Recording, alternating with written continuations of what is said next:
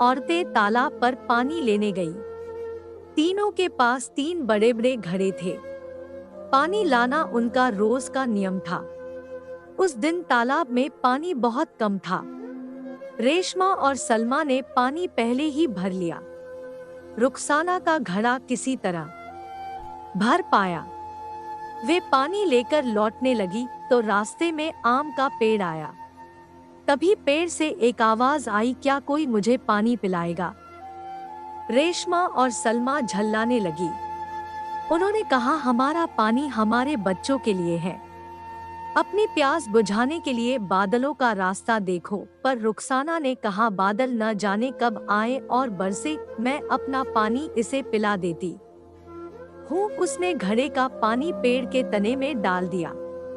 खुशी से आम की डालियां झूम उठीं।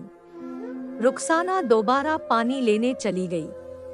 तालाब में पानी बेहद कम था। काफी समय बीतने पर रुखसाना का घड़ा भर पाया। तीनों फिर से साथ साथ घर की ओर बढ़ने लगी।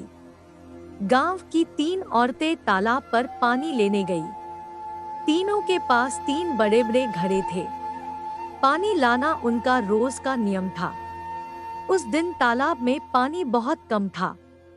रेशमा और सलमा ने पानी पहले ही भर लिया। रुखसाना का घड़ा किसी तरह भर पाया। वे पानी लेकर लौटने लगी तो रास्ते में आम का पेड़ आया।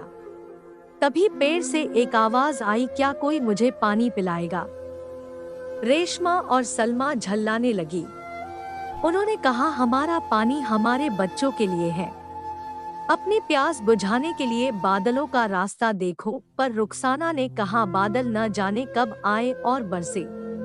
पहले आम का पेड़ आया। पेड़ ने कहा, बहन, तुमने मेरी प्यास बुझाई है। लो, अपने बच्चों के लिए फल लेती जाओ। और तभी कई आम नीचे गिर पड़े। रुखसाना ने आम अपने आंचल में बांधे और आगे बढ़ गई। अंत में जामुन का पेड़ आया।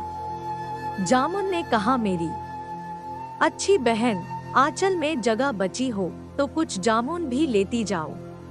कुछ जामुन नीचे आ गिरे तो रुखसाना ने उन्हें भी किसी तरह अपने आंचल में लपेट लिया।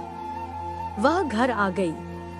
बच्चों ने इतने सारे फल देखे तो वे खुशी से झूम उठे।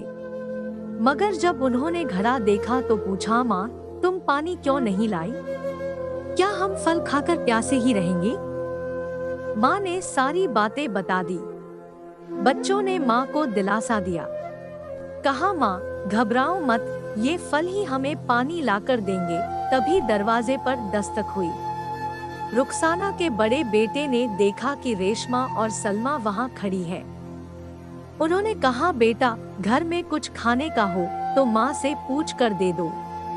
हमारे बच्चे भूखे हैं। बड़े बेटे ने कहा, पहले आधा घड़ा पानी लाओ, तब मैं आपको थोड़े फल दूंगा। रेशमा और सलमा फटाफट आधा आधा घड़ा पानी ले आईं।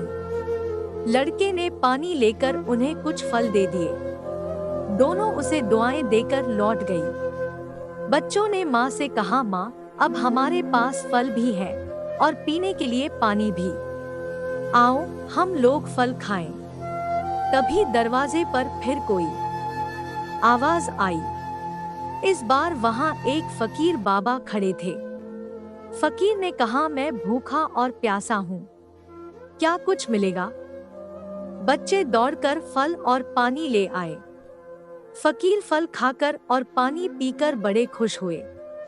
उन्होंने दुआ देते हुए कहा, तुम्हारा रहम कभी बेकार नहीं जाएगा।